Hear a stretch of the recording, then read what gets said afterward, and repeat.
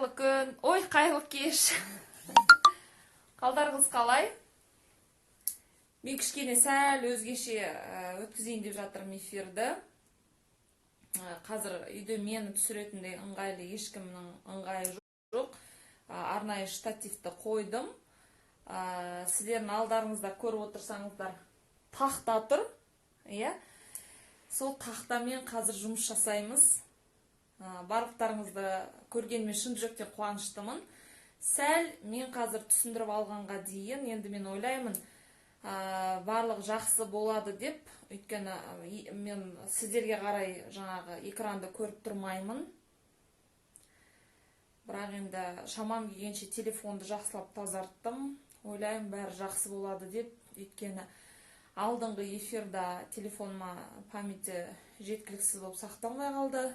Енді қазіргі эфирді дұрыс сақтай алу үшін мен қолымнан келгенше бағандан осы телефонды тазарттым. Өйткені саяхатқа байланысты жаңағы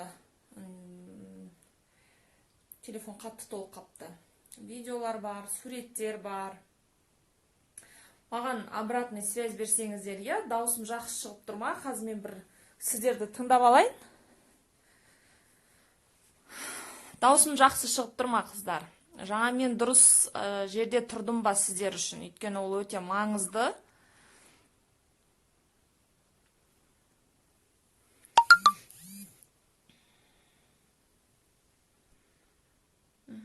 Әйгерім, дауыс шығып тұр деген сөз, Тұрған жерімде барлығы жақсы көрініп тұр, Мен ойлаймын, тақта да жақсы көрініп тұрған шығар деп, желательно барлығымыз қосылсақ.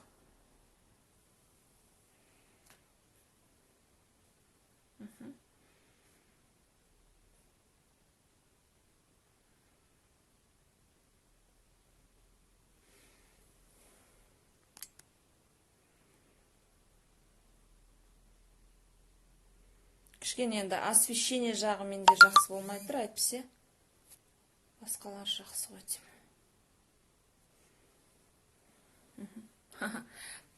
Теріс жағынан тұрып прямой өткізген бәрібір де сәл басқаша болады екен, чем неге қарағанда. Ана жерде хоть сіздерді бір көріп тұрғандай болам, бұлай жағынан басқаша екен. Жақсы. Олай болса, уақытымызды алмай бастай берейін. Өзімді ең әуелі тағы бір таныстырып өтейін. Мүмкін арамызда мені әлі де бірде бір рет көрмеген, жаңадан қосылып жатқан партнерларымыз міндетті түрде болуы мүмкін. Тіпті қазір эфирді сақтағаннан кейін де ол адамдар кіріп қарауы мүмкін. Сондықтан да менің есім Өмірбаева Әсем Төлегенқызы боламын. BioC компаниясының жалпы топ лидерімін. Қазіргі таңда ведущий бриллиантовый директор статусындамын. Алау деген өте үлкен бір мықты жобаның негізін қалаушы болам. Бұл жобада жұмыс жасап жалпы осы командаға келгеніме, компанияға келгеніме небәрі 1 жыл 5 ай болды. Осы уақыттың ішінде өте үлкен қарқынды жұмыс жүргізіліп жатыр деп айта аламын. Өйткені алау проектісінде өте көптеген қыздар өздерінің алғашқы жетістіктеріне жетіп жатыр. Өте көптеген қыз-келіншектер үйде отырып алғашқы өздерінің айлықтарына қол жеткізіп жатқан жағдайлары бар, Сондықтан, егер де жалпы BioC жайлы, жалпы осы проекті жайлы толыққанды информация білгіңіз келсе, онда жазсаңыз болады, міндетті түрде толыққанды информация аласыз. Бүгін шыны керек, негізі ойлаған эфирімнан тыс басқаша тақырыпта эфир болғалы жатыр. Негізі мен өзім саяхат жайлы басында бір эфир болды, дегенмен де саяхатқа қатысты әлі де бір жақсылап бір нүктесін қоятындай көпшілік біледі. Мен күні кеше түнде Доминикана Республикасынан кезекті саяхатымнан келдім. Сондай бір ерекше сол республика жайлы, сол мемлекет жайлы, жаңағындай бір өзінің жергілікті жердің ерекшелігі жайлы бір кішкене информация беріп өтсем деп едім. Бірақ көпшіліктің сұрауы бойынша бүгінгі эфирдің тақырыбы өзгеріп кетті. Шыны керек, бұл тақырыпта ешқашан салаға өтем деп ойламадым. Өйткені Жалпы мен өзімнің лидерлерім бұл тақырып жайлы негізі жалпы мықты білімдері бар деп білемін. Өзімнің командамда, бірақ дегенмен де команда күннен күнге өсуде, ұлғаюда, иә. Жаңағы бір күннің ішінде стартчатқа алғашқы жаңа қадамдарын аттап, қой мен де осы бизнесті бастап көрейін деп келіп жататын адамдар өте көп. Сондықтан да шыны керек, көп адамдарды байқап отырсам, енді рас қой, адамның білімсіздігінен мынау қаржылық пирамидамен сетевой дейміз, өзіміздің желілік бизнестің нақты айырмашылығын, ара-жігін ажырата алмай жатқан адамдар баршылық сияқты. Өйткені жалпы мен Доминикана елінде жүрген кезде де маған жекеге жазды. Енді мен шамам келгенше жауап бердім. Сол кезде тіпті таңғалып, мынау осындай дүние ма, сіз айтпасаңыз білмедім, кәдімгідей бір ойланатындай дүние екен деген сияқты маған жаңағы жекемде сондай әңгімелер болды. Сондықтан да мен осы тақырыпты қозғағаным жөн деп шештім. Өйткені маған жекеге жалпы осы сұрақтар жайлы жаңағы сұрақтар көп түсіп жатыр. Енді именно жаңадан келген, алғаш бизнесін бастап жатқан, өмірінде өзгертсе, маған ақша қатты керек болып тұр деген адамдардың арасында сондай бір жаңағы жекеге жазулар болып жатыр. Сол себепті де мен ойландым, расымен де бұл сабақ шын мәнінде керек шығар деп. Өйткені көпшілік адам білмейді екен. Мен даже кеше ма, алдың күні ма, жекеме тағы бір адам жазды. Сол адам жазған кезде енді мен ойладым, наверное, маған действительно бұл тақырыпты қозғау керек бұл жерде. Неге? Өйткені ол адам күні кеше ғана келген жоқ менің проектіме. Жалпы проектте отырғанына бір 2-3 ай көлемі болды. 2-3 айдың ішінде жалпы енді біз сабақтардың өткізу барысында мен болайын, я болмаса менің лидерлерім болсын, жалпы пирамиданың не екенін, оның қандай бізге зияны бар екенін, желілік бизнестің тура жолдағы дұрыс бизнес екенін айтып өткен болатын. Соның өзін білмеймін енді, или дұрыс толыққанды түсінбеді ма? Жоқ, әлі де сол күні сол болған сабақта ол адам тыңдамады ма, мен білмедім. Бірақ енді сол мәселеге бола мен шынымен де қой айтайын дедім. Енді жаңағы шариатта мынандай сөз бар ғой, егер де бір нәрсені біліп тұрып, оны айтпасаңыз, оның өзі күнә дейді. Сондықтан білген дүниемізді айтқанымыз дұрыс болар. Кезінде өзім де осылай келдім. Жалпы сетевойды мен жаңағы мүлдем ешқандай қабылдамаған адамдардың бірімін, иә. Бірақ дұрыс информация алудың арқасында, дұрыс лидерге, мықты наставникке түсудің барысында, білім алудың барысында мен сетевойдың не екенін түсіндім.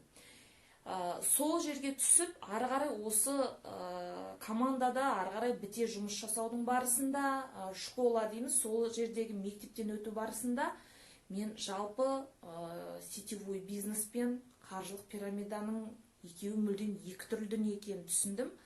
Аллаға мыңда бір шүкір, шыны керек, ешқашанда қаржылық пирамидаға барып табалдырық басып бір опық жеген адам емеспін. Бірақ өкінішке орай өте көп адамдар қаржылық пирамидадан опық жеп жатыр.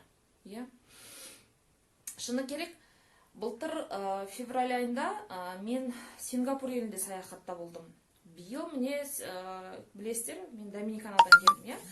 Былтыр тура осы уақытта, бір жыл бұрын Ақжол деген компания қатты бір жаңағы шарықтау шегіне дейін барып арты не болды? Арты өте жақсы болмады, соттық іске дейін жүргізілді. Көптеген, және де айтайын, бір жаман жері қанша қазақ жылап қалды, жылап еңіреп қалды. Өйткені пирамида деген не? Тынымсыз ақша салу, тынымсыз адам тарту. Жаңағы соңында қанша адамдар мына пирамиданың қызығына берілген сонша, жаңағы өзі тіркелгені аздай, өзінің әкесін тіркеп, анасын тіркеп, баласын тіркеп, соңында сол салған ақшасын шығара алмай зар жылап қалған адамдар өте көп болды. Оған менің сөзімнің дәлелі, енді көпшілік оны біледі, мына бүкіл Қазақстанның телеарналарында жалпы осы Ақжол компаниясының негізін қалаған адамды сотқа тартамыз деп жаңағы шырылдап жүрген қанша қазақты түсірген ктк 31 арналардан көрдік, куәсі болдық. Бірақ нәрсе айтам, ешкімде ешқандай заңда ештеңе істей алмайды пирамидаға, именно осындай реттегі пирамидаға.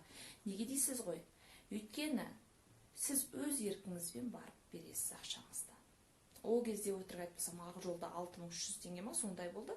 6300 теңге мен өзім барып бердім. Неге? Мені біреу ешкім күштеген жоқ, мен зорлап апарған жоқ, біреу мне под дулом пистолета сен мынаны жасауың керек деген жоқ. Маған просто айтты осындай мүмкіндік, мен ол мүмкіндікті қабылдадым. Ары қарай өзім барып, өз қолыммен барып салғаннан кейін, әрине, өкімет оған ештеңе істей алған жоқ. Бірақ бір ғана дұрыс емес жері, қанша адам өзінің туысын көре алмай кетті. Құдағиымен сыйластығы аражігі ажыратылып қалды, көршісімен аражігі үзіліп қалды, таныстарымен, туыстарымен мүлдем қарым-қатынас үзілді.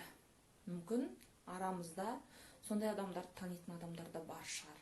Даже менің командамның өз ішінде де күйеулермен ажырасып кете жаздаған адамдар да бар. Сондықтан өте жаман нәрсе, былай қарап отырсаңыздар, кәдімгідей сол бір неге бола, жаңа қаржылық пирамидаға бола адамдардың аралары ашылып кетіп жатыр. Сондықтан мен қазір осы дүниені сіздерге жақсылап түсіндіріп берсем, қаржылық пирамида дегеніміз не? Желілік бизнес дегеніміз не?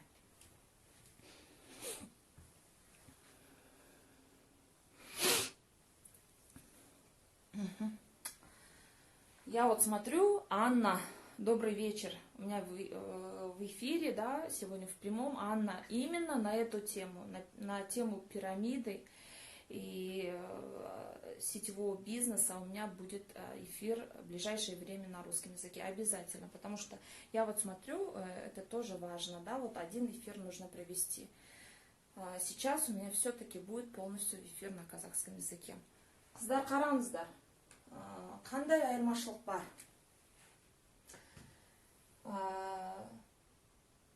Қаржылық пирамида дегеніңіз жоқ, сетевой бизнестен бастайық, өзіміздің. Мысалы қараңыздар, обычный традиционный бизнесті, мысалы қараңыз, мынау сіз болсаңыз, міне, мынау сіз, мынау жаңағы завод-производитель, өндіріс, жаңа зат алатын жер. Қараңыздар, мына заводта өндірілген нәрсе, өнім, мына сізге келу керек қой. Ыдыс жуатын зат болсын, кір жуатын зат болсын, мынандай киімдер болсын, не болса да, мына өндірістен сізге келгенге дейін, сіз мынадан барып тікелей өндірістің басынан барып ала алмайсыз оны, міне, мынандай ортада нелер болады? Делдалдар болады, қазақша айтқанда. Оптовиктер дейге, мынау большой оптовик, средний оптовик, мелкий оптовик. Қараңыз, большой оптовик бар заводтан алады. Заводтан алады, өзінің 30% накруткасын қосады бағаға. Большой оптовиктен келіп, средний оптовик алады. Средний оптовик не істейді? 30% өзінің накруткасын қосып, мелкий оптовикке сатады. Керісінше былай қояйық, Қараңыз, өндірістен алғашында үлкен оптовик барып алады, одан орта оптовик барып алады, одан мелкий оптовик барып алады, және осы мелкий оптовиктен келіп сіз аласыз. Изначально бағасы өндірістің басындағы бағасынан мына жаққа сізге келгенге дейін өнімнің құны 100% өседі. Өйткені әрбір адам, мынаның да семьясы бар, ол да баласына асырау керек, мынаның да семьясы бар, ол да баласына асырау керек, мынаның да қарны ашып отыр, ол да нан жеу керек. Көрдіңіз ба? Пока сізге товар келгенге дейін 100%-ық накруткамен біз барамыз да, торговый центрдан болмаса базарлардан барып сатып аламыз. Өнімнің бағасы қалай жүрді? Иә, мынау кәдімгі традиционный бизнес. Енді традиционный бізге қалай келеді? Сол түрі. Енді қараңыз, желілік бизнес деген не? Мысалы, BOC. Біздің компания. Бұл өндіріс. Товар өндіретін жер. Дұрыс қой?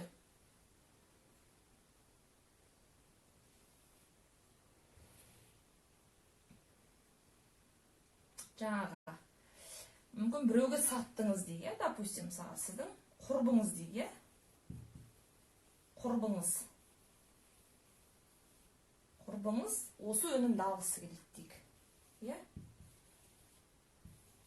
Міне, қараңыз. Компаниямен аралықта ешкім жоқ. Міне, бұл сетевой бизнес. Желілік бизнес, компаниямен арада ешкім жоқ. Құрбыңыз зат алғысы келсе, сіз прямой компанияға заказ бересіз, білесіздер, жеке кабинет беріледі, барлықтарыңыз жеке кабинет арқылы аласыздар. Мына жерге міне сізден басқа ешкім жоқ. Жаңағы большой оптовик, средний оптовик, мелкий оптовик ешқайсысы жоқ. Бұл таза желілік бизнес. Ең әуелі міне сетевойдың ара жігін ажыратып алдық дейік. Ай, ананы бекер өшірдім ба? 8-4-2. Қазір сіздерге бір нәрсе айтам деді мен. 8-4-2 ба?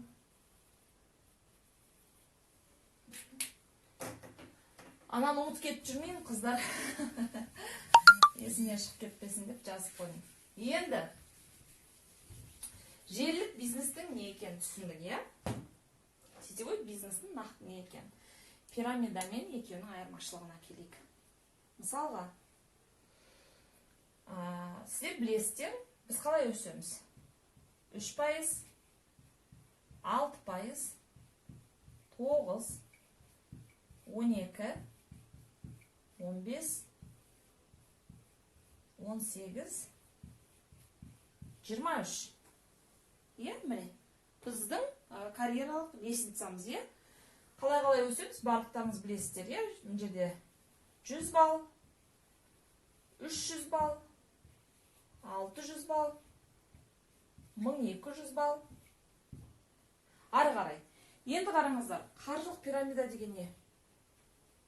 Біздің бұлай қарап отырсаңыздар, тоже бірінен кейін бірі, ал енді пирамида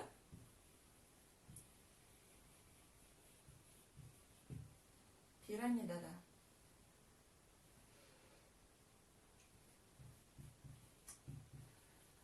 Айгүл дейік.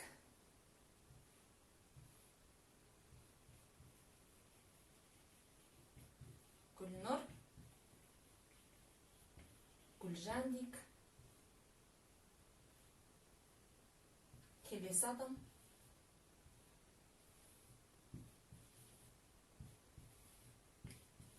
Мейлі, ол даже қалай болсын, ол даже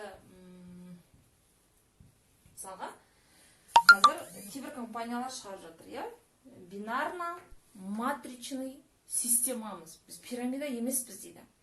Қазіргі таңда шыны керек, мынау онлайнның дамығаны бар, жалпы 21 ғасырдың дамығаны бар, Аллаға шүкір жан-жағынан дамып жатырмыз ғой. Мына пирамиданың да кішкене нелерін, көріністерін сәл басқаша өзгертіп бізге басқандай бір түрде бергісі келетін, жеткізгісі келетін адамдар өте көп. Құрметті команда, құрметті бизнес партнерлар, пирамиданың ең бірінші белгісі, пирамидада ешқандай товар жоқ. Товар жоқ жерге, осыдан 13 жыл бұрын маған солай үйреткен, мен сол мектептен өткем, айналайын, товар жоқ жерге вообще даже басыңды бұрып қарама деген. Түсінемін. Өмірде қанша жағдайлар болады. Қиналып жатқан адамдар өте көп. Маған да ақша керек қой, әсем деп айтып жатқан адамдар да өте көп. Бірақ біз ұмытпайық, мен шыны керек, былай қарап отырсаңыздар, мына система адами тұрғыдан өте дұрыс емес. Жай ғана адами тұрғыдан. Ешқандай адамгершілік жоқ мына жерде. Шыны керек. Жан талас әркім өзі үшін ғана. екінші нәрсе әрине шариғатқа байланысты, иә, өте харам дүние. Мысалға, Айгүл, Гүлнұр, Гүлжан, мына жерде Жанар деген асты келіп, мынау өскен сайын, әрбір адам келіп ақша салған сайын Айгүл өсе береді, өсе береді, өсе береді. Стол деген нәрсе бар. Столдан столға өтеміз дейді. Тағы не дейді? Пирамиданың сөздері бар өздерінің. Жаңағы ячейкаларды жабу дейді, иә? Оның барлығы артынан келіп, адам ақша салмайынша, ячейкаңызда жабылмайды. Даже бинарный системаның көрінісін беріп отырған. Бинар деген не? Бинар деген, мысалға, міне артыңыздан екі адам бар, екеуі бірдей кеп жабылмайынша, сіз келесі этапқа өтпейсіз деген сөз. Міне бинардың көрінісі мысалғашы. Оның өзі, мысалға, мына адам кеп ақша салсын, мына адам кеп ақша салсын деген сөз. Мысалға, сіз Айгүлсіз дейге, қараңызшы. Адами тұрғыдан неге дұрыс емес?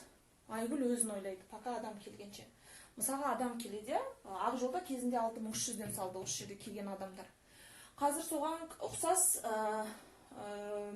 Riches Company деген бір компания шықты, е?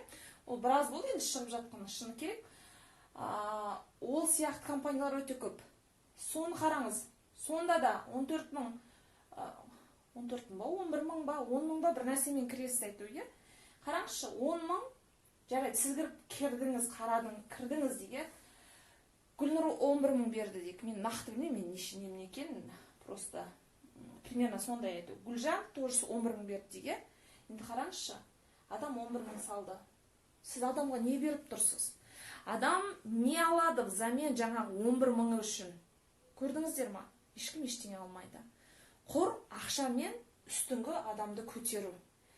Бұлай қарап тұрсаңыз, онда тұрған не бар деп ойлау мүмкін. Бірақ ол мына жақтың бәрінде қанша адам келген кезде бұл ертең күні Гүлнұрдың көз жасы, Гүлжанның көз жасы, Жанардың көз жасы.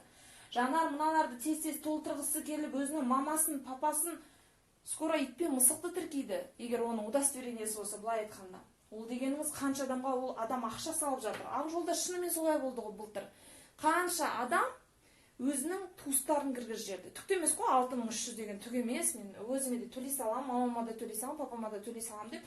Бір уақытта болды, Ақжол толық тоқтады. Тоқтаған кезде не болды? Тоқтаған кезде жаңа мамасына салған ақша да қалды далада, біреудің қалтасында. Әкесіне салған ақшасы да қалды, өзіне де салған ақшасы да кетті мысалға, е? Сондықтан бұл өте харам дүние. Мынау артыңыздағы адам, мынау біреуге қиянат жасау деген сөз. Төменнен бастап жүреді дейді, төменнен бастап жүреді деген мен бұл жерден ешқандай картина көріп тұрған жоқпын. Содан бір нәрсе айтайын, қыздар. Жаңағы сол кеше бір қыз аудио жіберді. Ричстен адамдар кері қайт келіп жатыр екен. Енді ол нормальный нәрсе. Осыдан сол былтыр қатты шулаған кезде мен даже айттым. Ол кезде де менді попросить еткендер болды. Әсем, может прямой эфир жүргізесіз, может соларға нетесіз. Мен айтам, оно даже того не стоит. Ол даже сіздің вниманиеңізді не стоит. Ол менің вниманиемді шыны керек не стоит. А бүгін мен аны жүргізіп жатқаным просто жаңағы үлкен адамдар. Әсем, ақша керек қой, онда тұрған ештеңе жоқ шығар. Бір сөзінде айтып қалды. Ол кісі сол бірнеше адам жазды, соның біреу айтып қалды. Ол адам намаз оқиды дейді. Мен айтайын, намаз оқитын адамның бәрін әулие деп айта алмаймын мен. Намазды адам оқиды ел үшін емес, әркім өз үшін оқиды. Ол тікелей адамның өзіне Алла Тағаладан берілген парыз, ол 5 парызы, ол соның біреуі. Енді намаз оқып жүрген адамдардың барлығы прям дұрыс жолда, дұрыс бәрі жетіп меңгерген, ол сетевойды да жақсы біледі деп мен айта алмаймын. Сондықтан әрине ол адам баласы болғаннан кейін, адам баласын пенде дейміз, пенденің қателеспейтін жері жоқ. Сол себепті де мен жаңағындай апаларға, үлкен кісілерге мынау сабақ азық болсын деп мен бүгін жаңа өткізіп тұрмын. Және былтырғы февральдағы уақытпен салыстырғанда, шыны керек, биылғы февральда менің командам өте үлкен. Сондықтан да мүмкін көпшілік адам байқамай қалуы мүмкін, білмей жатуы мүмкін. Көпшілік адамға бұл нәрсе қазір кәдімгідей ой салуы мүмкін, түрткі болуы мүмкін. Сондықтан да мен қашанда айтамын, адам алдында жауап бермейді, ешкім алдында жауапты емес. Тек Алла тағала айтқандай, жаңа саллаллаху алейхи уассалам біздің пайғамбарымыз айтқандай, адам біреудің ала жібін аттамай, біреуге зиян тимей өмір сүру керек шамасы келгенше. Бірақ біз бәріміз ақыретте Аллахтың алдында жауап береміз. Әрбір мына адамдарға жасаған қиянатыңыз үшін жауап бересіз. Ал енді қараңыз, сетевойды неге мен адал бизнес ретінде таңдадым? Бұл бизнесте жалпы осы жерде енді бұл нәрсеге қосқан дұрыс па, бұрыс па? Мен мысалға BOC-дің сіздерде харам ба, халал ма деп сертификатын сұрайтын адамдар бар. Мен негізі бізде сертификат жоқ. BOC-де. Мен бірақ сіздерге бір нәрсе айтайын. Ешбір компанияда сертификат жоқ негізі. Алоэ верада бар екен деп ана кезде біреу айтып қалды. Фаберликте бар екен деп, мен айтайын, Фаберликте бар. Бір жапырақ, мынандай қағаз бар. Халал деген. Оны кім береді білесіздер ма? Оны белгілі бір ұйым береді, қомақты бәләмбай ақшаға. Ол сатылатын дүние, ол қазіргі таңда бизнеске айналған нәрсе. Ешбір діни басқарма, ешқашанда ешбір сетевой компанияға қандай болмасын не бермейді. Халал деген сертификат бермейді. Мүмкін тағы бір компания жайлы айтайын, естеріңізде бар ма? Бизнес бастау өтен өтірік айтпасам, ақ машиналар беретін компания. Аппақ Лада ма, бір ылғи ақ машиналар беретін компания. Сол компанияның ең жоғарғы бас жағында мынандай хабарландыру болады, өздерінің жаңа анонстар постоянно жіберетін жаңағы спамдар, спамның басында қағбаның суреті тұрады да, діни басқармамен мақұлданған деп тұрады. Бұл қазақстандық өзіміздің Нұрлан Батталов деген кісі ғой, осы өтірік айтпасам, Алла кешірсін, бірақ осы өтірік айтпасам, бір ер адам осындай, сол адам негізін қалаған.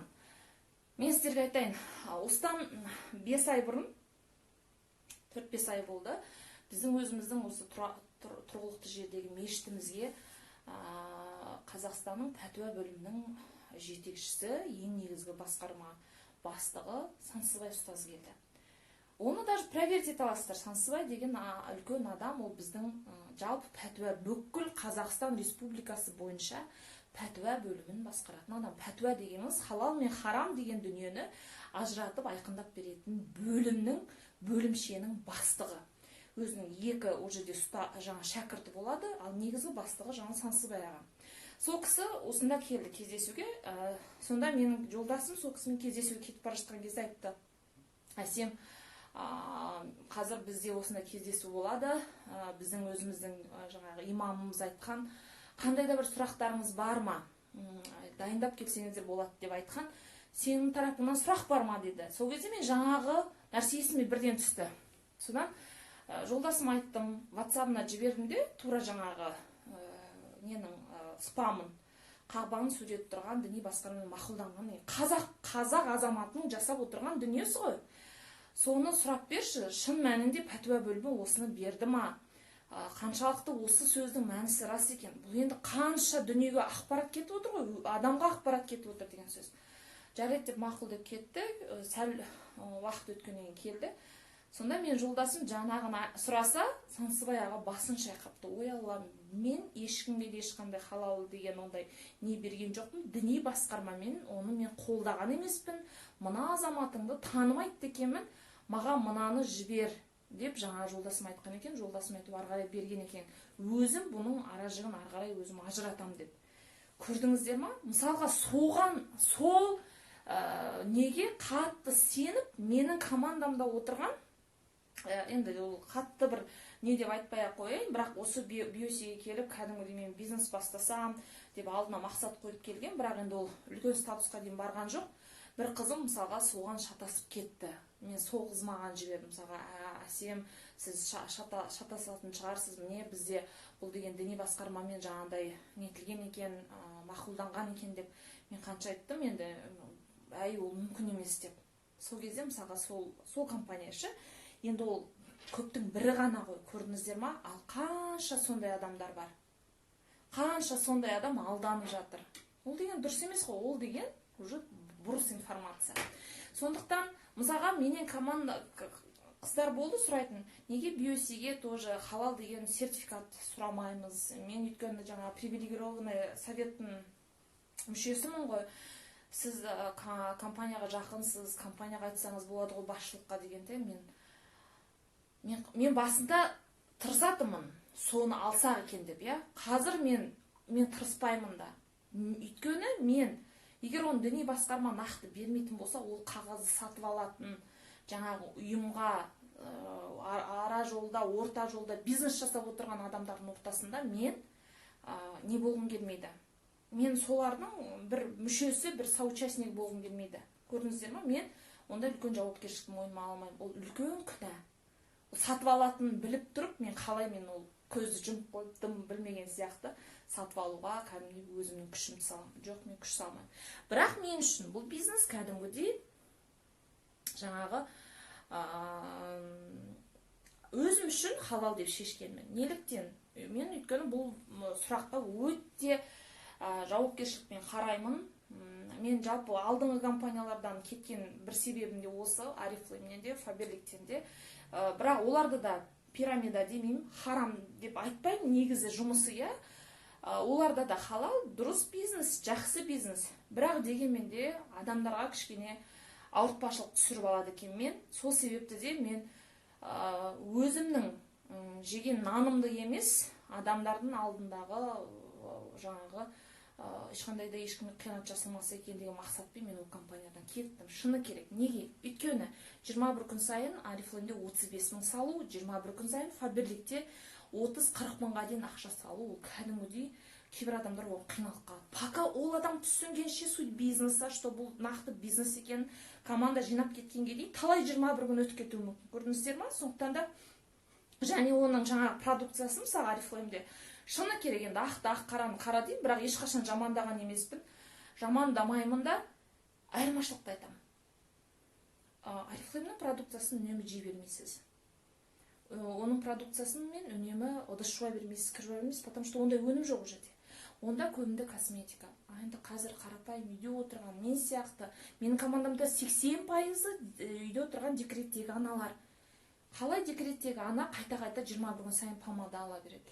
Қалай ол қайта-қайта крем ала береді? Өйткені білесіздер, я, бір алған дүниеміз біздің біраз уақытқа кәдімгідей жетеді. Сондықтан да жаңа адам қиналмай жасау керек бизнесті. Жалпы мен осы бизнестің харам я халалдығына келген кезде Нұр-Сұлтандағы главный мешіттерге дейін звондадым. Басында білмедім, мен шыны керек пәтуа бөлімі Қазақстанда, өзіміздің осы Алматы қаласында екенін білмей, өзімше жаңағы бас мешіт бәрі имамдар сол жақта отыратын шығар деп, жаңағы интернет арқылы телефондарын тауып, сол кісілермен хабарласқан кезде жалпы енді пирамида жағынан мүлдем ол вопрос мен үшін әлдеқашан шешілген дүние ғой. Ал именно сетевойды біліп алсам деп жаңа хабарласқан кезінде маған айтты, сетевойдың харамы да бар, халалы да бар, ол сұрағыңызға нақты жауапты Алматы қаласындағы пәтуа бөлімінің басшылар жауап береді деді. Сіз барып сызып көрсетуіңіз керек деп. Сонда мен осы пәтуа бөліміне бардым, жаңағы сұрағымды қойдым. Сол кезде жалпы мен сұрадым да, не үшін сетевой харам? Сонда маған айтты, Сансызбай ағаның шәкірті Медет деген жаңағы кісі, сол кісі айтты, екі мақсатта харамдыққа жатады деді. Біріншіден, сіз деді Қазақстанның ішкі нарығына зияныңыз тиіп жатыр деді. Өйткені Қазақстанның өзі ішкі өндіретін өнімі бар. Ішкі осы жерде жұмыс жасап, сауда жасап жатқан адамдар бар. сол сауданы дамытудың орнына сіз қазір мүмкін сіздің компанияңыз қай жақ? Франция болса Франция елінің, Россия болса Россия елінің, Швеция болса Швецияның өнімін өндіріп, сол жақтың саудасын жаңағы гүлдендіріп жатырсыз деді. Сол үшін деді. Екінші себебі деді, мысалға деді, күндердің күнінде сенің де компанияң банкротқа ұшырауы мүмкін ғой деді. Сол кезде ең соңғы келген адам, міне бүгін тіркелді, заказын алды, соңғы келген адам салған ақшасын ақтай алмай қалады деді. Сен сол адам үшін, сол адамға жасаған қиянатың үшін, сол күні сенің компания құлаған үшін сен кінәлі боласың деді. Енді қараңыздар, осы екі сұрақтың да жауабын мен өзімнің компаниямнан тамаша таба алдым. Біріншіден, біз сияқты, мен қазір ИП-мын, жеке кәсіпкермін. Мен сияқты жеке кәсіпкер өте көп. Қазақстанда қазіргі таңда бір ғана жарайды, мен өзімнің компаниям үшін жауап берейін, я. Әйтпесе, мына Арифлеймнің өзінде, Фаберликтің өзінде қанша адам налог төлеп отыр. Мен көп балалы ана ретінде үкіметке қолымды жаңағы алақанымды созып, ақша сұрап, маған басыма пәтер алып бер, астыма машина алып бер, менің балаларымның болашағын жасаңыз деп қайыр тілеп, мен ызыңдап, мен әкімшіліктің алдында жүгіріп жүрген жоқпын. Керісінше, мен Қазақстан Республикасының азаматы ретінде, жеке кәсіпкер ретінде таза жаңағы өзінің жасап отырған көрген пайдамның бір бөлігін салық ретінде тапсырып отырмын. Сіздер көрсеңіздер, біз сияқты адамдар қанша көп. Демек, мен не істеп отырмын? Мен Қазақстанның жаңағы экономикалық жағдайын көтеріп отырмын. Қандай жақсы, сіздер көрсеңіздер, қалай көтеріп отырғанымызды, біз сияқты адамдар қандай көп екенін. Ол деген жақсы ғой. Социальный нені өзім-өзіме салам, пенсионный начисление өзім аударамын, подоходный налогты мен төлеймін. Мен тек қана Қазақстанның гүлденуіне жағдайым жасап отырмын. Көрдіңіз ба? Мен сияқты расымен де үйде отырған аналар жетіп артады. Енді екінші сұрақ. Екінші мәселеге байланысты. Сіздің компанияңыз күндердің күнінде банкротқа ұшырайды ғой. Ең соңғы келген адам ақшасын ақтай алмай қалады. Ең соңғы келген адам негізі болмайды бұл бизнесте. Именно біздің маркетинг план, классический маркетинг план, ол пирамида емес. Күндердің күнді мынада точно бір күні крах келеді. Неге Ақжол өзін-өз жоқ қылды? Неге Квестра қанша елді? Квестра деген енді ол үлкен әлемдік пирамида. Ол деген Ақжолды осы қазақтардың біреуі ма ойлап тапқан, өтірік айтпасам осы тар кетсе тмд елінде оның негізін қалаған адам. Ал Квестраның негізін қалаған адам ол мүлдем шетелдік азамат. Ол деген өте үлкен, оған және жаңағы 6300 дегеніңіз ол далада қалады. Ойыншық болып қалады. Бәләнбай мыңдап елдер миллиондап кредит алып, ол өте қатты соққы болды Квестра. Кюнеттің өзінде де бір құлдырау болды, бірақ өтірік айтпасам ол компания екінші рет өз тынысын көтеріп жатыр. Сол енді және жаңа ғана бір жағдай, бір видео келді, маған мысалы соткаға, қалай компанияны, Gold City 200 деген бір компания бар екен. Бүгін бүкіл ақтөбеліктер шулап жатыр. Осы компания тоже пирамида. Қанша адам бүкіл документ жинап, енді хотят что-то жаңағы өндіріп алғылар келеді, жаңағы адамның қандай да бір жаңағы наказание алғанын қалайды ғой. Бірақ енді егерде шын мәнінде өзіңіздің қалтаңыздан ақшаңызды өзіңіз алып, өз еркіңізбен берсеңіз, тағы да айтамын, өкінішті. Ешкімде ештеңе, үкімет те сізге өндіріп бере алмайды, өйткені оны сіз барып алдыңыз. Сіз өзіңіз өз қолыңызбен бердіңіз ақшаны. Сондықтан, мынада әрине қашанғы адамның ақшасын ете береді. Бағана бір сөзімді айтып қалдым, я? Жаңа осы компаниялардың бірінен, осы соңғы пирамида, жаңа Ричс компаниядан бір қыз аудио жазыпты. Оказывается, пирамида екен ғой, мынау деген мына жаққа ақша сала бермесем, ана жақтан ақша алу қиын екен ғой, құрсын бүйтіп нете бергенше одан да BIC-де келіп жұмыс жасайын деп жаңа біреу жазыпты. Ол да бір, енді атын айтпай ақ қойын, кім екен, ол үлкен статустағы қыздардың бірі. енді оның басы жеткен ғой, Аллаға шүкір, уақытылы адамның миы соған жетіп жатыр, білімі соған жетіп, көзі соған жетіп жатыр. Бірақ енді дегенмен де бір барып қайтты ол адам, иә. Сондықтан мынау ол қашанғы нетеді? Күндердің күні тоқтайды. Мына жақтағы адамға ойлаңыздаршы, мына пирамиданы, жаңа Riches Company, допустим, соны, жаңа Квестраны, жаңағы ақ жолды, негізін қалаған адам бар ғой. Айтыңыздаршы, ол адам ақылды ғой, ол адам жынды емес қой, ол өзінің қалтасынан сен келдің, Айгүл, Гүлнұр келдің, Гүлжан келдің деп жаңағы келген сайын жаңағы пәленбай мыңдап келесі этапқа өттің деп ақшаны бере бермейді ғой. Ақша қайдан келіп жатыр? Мына пирамиданың негізін салған адам бір тиын да беріп отырған жоқ ол жерде, ойламаңыздар.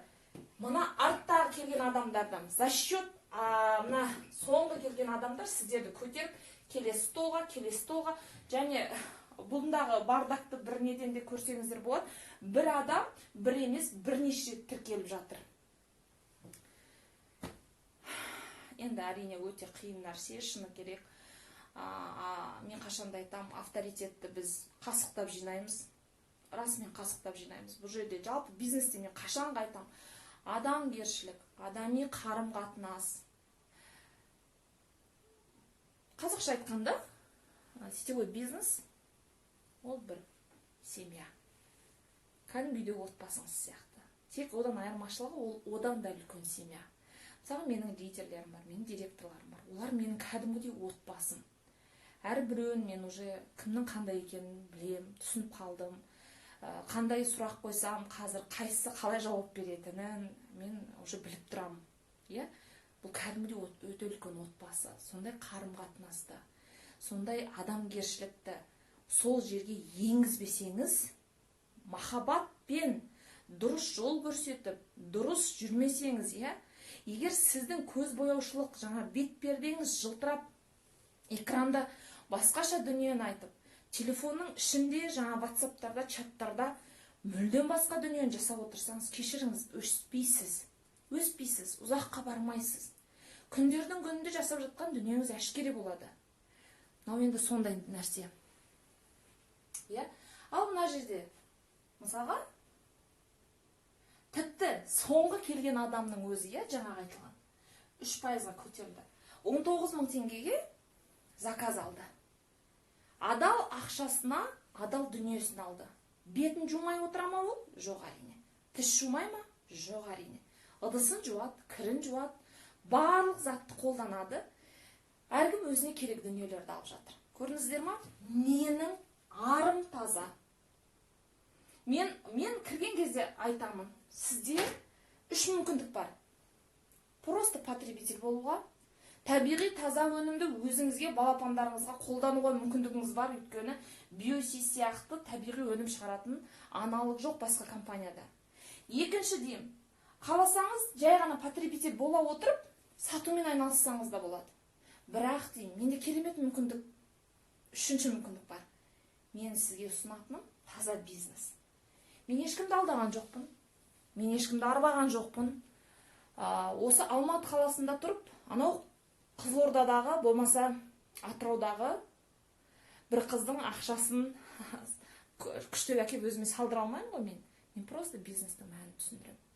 Бизнесті ары қарай үйретем.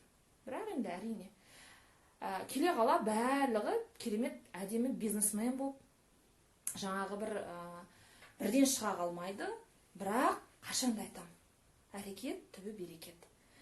Белгілі бір жолдан таймай, әркімнің өзінің жаңағы несі бар, біреу ақырын шаппен, біреу аттап қадаммен, біреу жүгіріп, үлкен темппен жұмыс жасай отырып, әркім өзінің тиесілі жаңағы нәтижесіне жетеді.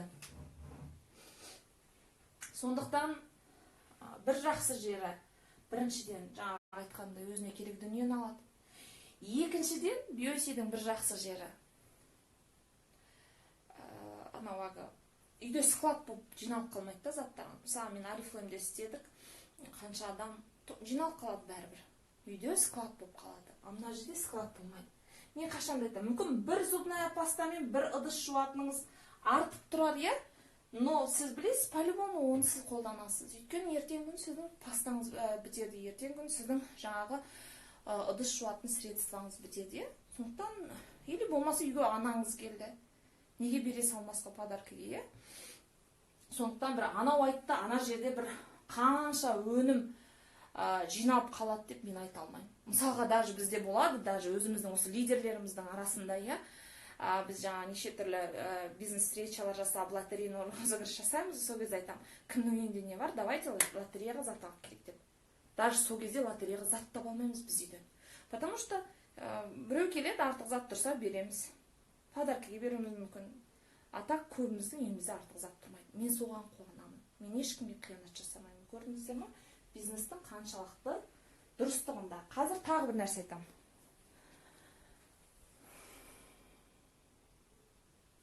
Жақсы көрініп тұр ғой, қыздар?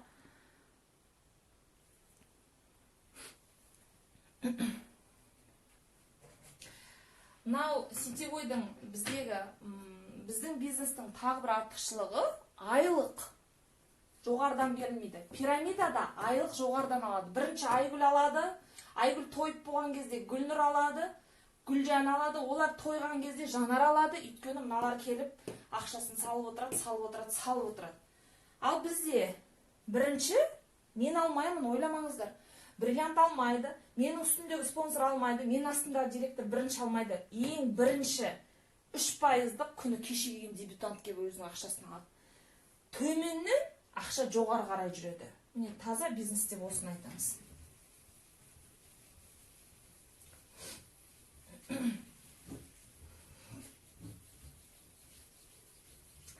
Қыздар, енді бір нәрсе айтып жатыр,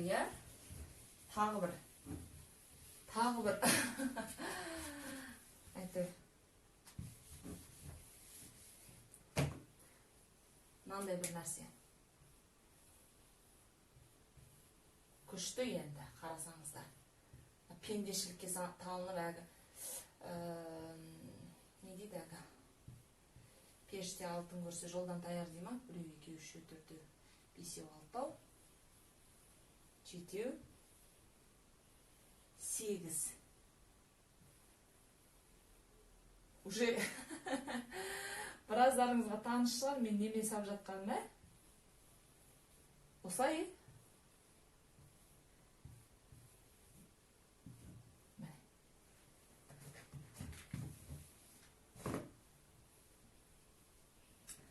Пирамиданың тағы бір көрінісі. Мына жерде тоже жаңағы Айгүл, Гүлжан, Жанар, Әсем,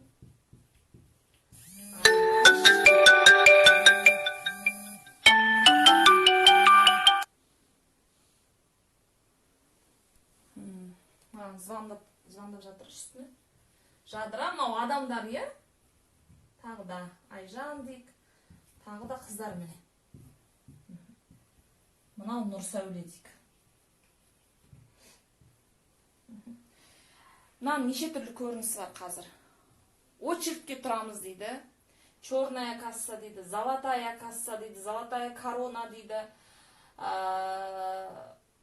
Кәдімгі жаңағы баяғыдағы черный касса ойнақ деген сияқты соған келеді, Бір көріністері 10 000 үстінде салатын біреу бар. Өтір айтпасам 14 300 теңге екен. 2000 теңгеден салатыны бар. Әр қалай. Тоже мынау артындағы адамдар салып отыратын ақшаны. Мынау ячейкалар толған әрбір неткен сайын бір-бір нетеріп отырады. Одан кейін мына төртеуден келесі мынаған өтесіз, мына жерге екеу. Одан кейін мына жерден бірінші келесі очередте тұрған адам, екінші очередте тұрған адам. Мынау да бірінші, екінші, үшінші, төртінші. Мынау кезек-кезек мынаған келіп айланады. Мынау, мына жаққа, мынау ақшасын алып, ой, енді вообще қандай адам ойлап тапты екен, шіркін-ай. 14 300-ден вход. Алдыңғы адамдарға мына 14 300-ді мынаған сап отырасыз. 8 адам, 8 адам 14 300 мынаған салып болғанда, мынау Каспий Голдтың жібереді. Мына адам 14.300-ге қайтадан мына жаққа кеп өзіне очередь алады.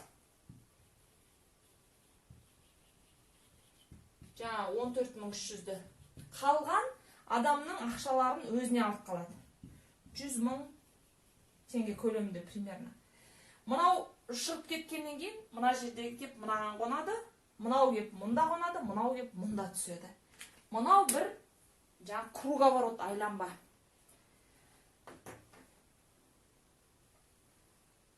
Пирамиданың келесі бір көрінісі. Товар жоқ, ештеңе жоқ. Енді бұны қазір айтып жатыр, енді қаншалықты нақты информация екен нетпеймін, заңмен қудаланып жатыр дейді бұлда. Негізі шын мәнінде заң араласып жатыр бұған. Мен ойлаймын, мысалға бұның өзінде де бір адам 2 сағаттың ішінде мына жақтан шығып кетіп жатыр. Бір адамдар бірнеше күн бойы мына жақта отырып қалып жатқандар бар. Енді адамдар әртүрлі ғой. Біреу пысық өте, келеді нетеді. Біреу пысық, даже шыдай алмай, мысалы, мына 2 адамның орнына өзі 14.300-ден ақша сап жатыр. Енді қарап отырсаңыздар, адамның фокусы теряется шынында. Адамның жаңағы, мен қашанда айтамын, адам бір ғана іспен айналысқанда ғана жетістік болады. Мысалға, сіздер көрдіңіздер ме, осындай шыны керек далбаса нәрсемен айналысып жатқан мықты сетевикті көрдіңіз ба? Мықты бір топ-лидерді көрдіңіз ба? Осындайға басын қатырып отырған. Мынау өте күмәнді, өте харам, дұрыс емес іс қой, былай қарап отырсаңыз, ешкімге ештеңе ұсынатын неңіз жоқ. Жаңа кәдімгі черная кассаның кейпіндегі дүние. Бірақ ертеңгі күні рас, кім кепіл арасында осы системаның бұзылып кетпейтініне? Кім кепіл ертеңгі күні мына жақтағы адамдарды әшкерелеп, осы нәрсені жаңа заңмен тоқтатылмайтынына айтыңыздар. Сол кезде мысалға мына келген адамдарға обал емес пе? Сондықтан әрине бұл жерде, бұл бизнесте барлық нәрсе адамның әрине өзінің ішкі түйсігіне байланысты, өзінің жаңағы санасына байланысты деп айтар едім. Енді біреу айтуы мүмкін қазір маған, әсем, сен немене әңгіме айтып тұрсың, бұл жерде әркім өзі біледі ғой, немен айналысқысы келсе деп айтуы мүмкін, тағы да айтамын, мен қарсы емеспін. Әркім өзі біледі, әрине, немен айналысса да. Бірақ мен айтамын, осы сабақ хотя бы бір адамға көмек болса, бір адам бара жатқан жерінен ойы қайтса, көзі ашылса, мен оған қуанамын. Өйткені жаңада айттым басында, біліп тұрған нәрсеңді өзге біреуге айтпасаң, оның өзі күнә. Сондықтан мен өзім осы сабақты өткізуім керек екенін өзім сезіндім. Осылай шештім, өйткені шын мәнінде менің командам қазір өте үлкен. Бірі білсе, бірі білмеу мүмкін. Жаңа маған жекеге шығып жатыр деген үлкен адамдар болды әсіресе. Сондықтан да мен осылай сызып, нақты түсіндіргенім дұрыс деп шештім. Егер де мысалға, жалпы мынандай бір нәрсе бар, тағы да бір біліп жүретін нәрсе, ол да өте үлкен білімділіктің көрінісі деп айта аламын сіздерге.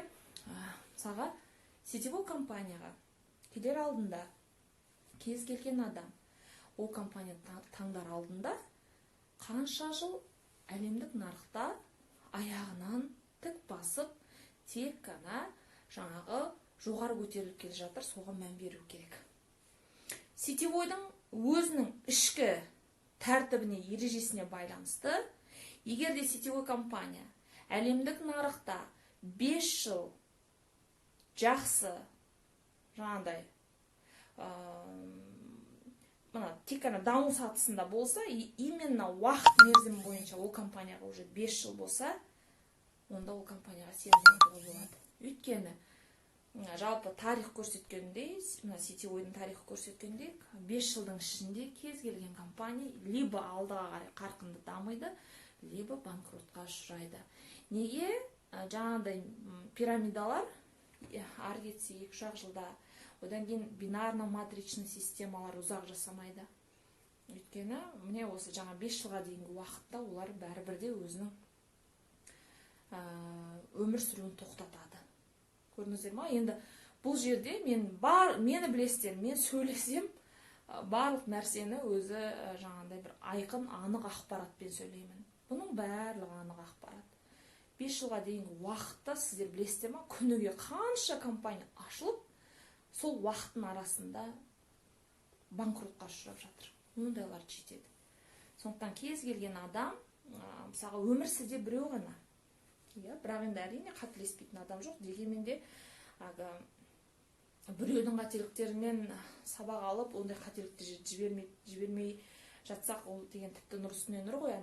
Былтырғы айтқанда, мысалы ақ жолға талай адам кетіп бара жатқанда, мен талай адамға дұрыс информация беріп, сол дұрыс информацияның арқасында қанша адам ақ жолға тіркелмеді, ал ақ жол жаңағындай банкротқа ұшыраған кезде маған сол адамдар жекеге жазды: Әсем, сізге өте үлкен рахмет, кезінде осылай басым миым айланып сол компанияға кетіп бара жатқанда сіздің берген ақпаратыңыздың арқасында мен сол компанияға бармай қалдым деп. Ал енді әрине барып опық жеп қайтқан адамдар ол да бар. Енді ол мүмкін солай болу керек болды. Адам өзі барып, өзі жаңағы маңдайына тиіп қайтпайынша мүмкін ойы өзгермес пе еді деген сияқты. Қазір қанша уақыт болды екен?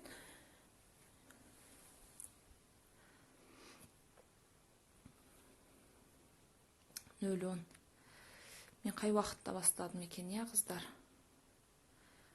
Қыздар, қанша уақытта бастадым мен?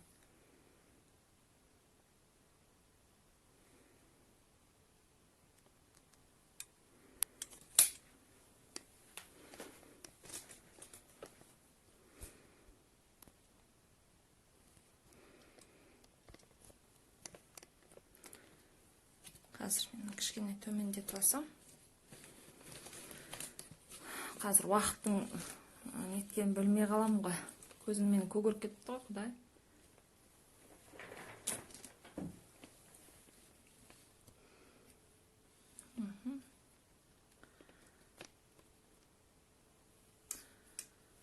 Дұрыс болды ғой деймін,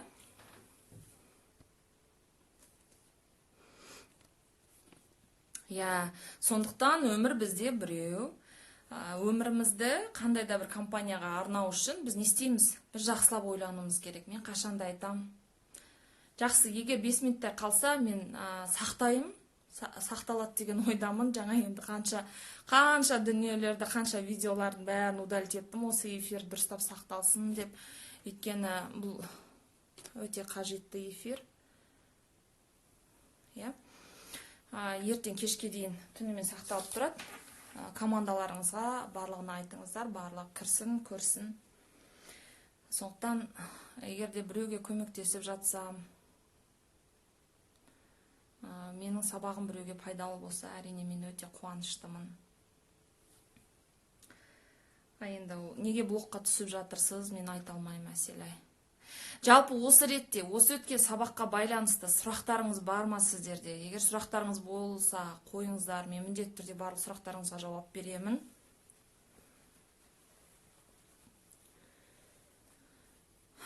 Или жоғары жақта болды ма екен? Уақыт бітті дейді қыздар.